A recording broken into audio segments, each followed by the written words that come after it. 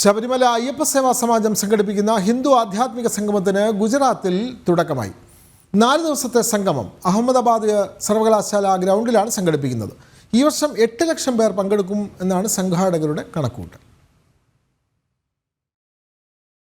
ശബരിമല ആചാരലംഘനത്തിനെതിരെ ശക്തമായി പ്രതികരിച്ചായിരുന്നു ഗുജറാത്തിൽ അയ്യപ്പ സേവാ സമാജം പ്രവർത്തനം തുടങ്ങിയത്. സമാജത്തിന്റെ പ്രവർത്തനം ആരംഭിച്ചിട്ട് 6 വർഷം പൂർത്തിയായി.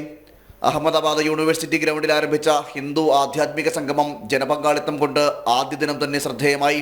കഴിഞ്ഞ വർഷം 4 ലക്ഷം പേർ പങ്കെടുത്ത സംഗമത്തിൽ ഈ വർഷം 8 ലക്ഷം പേർ പങ്കെടുക്കുമെന്നാണ് സംഘാടകരുടെ കണക്കുകൂട്ടൽ. സംഗമത്തിൽ ശബരിമല ക്ഷേത്ര മാതൃകയൊരുക്കി കേരളീയ പൂജാവിധി പ്രകാരം 4 ദിവസത്തെ പൂജാ ചടങ്ങുകൾ സംഘടിപ്പിക്കുന്നുണ്ട്.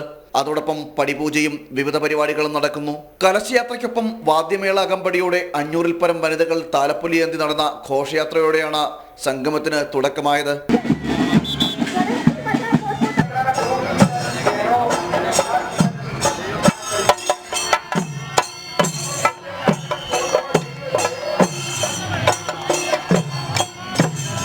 നാല് ദിവസം നീണ്ടു നിൽക്കുന്ന സംഗമം ഞായറാഴ്ച സമാപിക്കും. നാഷണൽ ഡെസ്ക്, ജനം.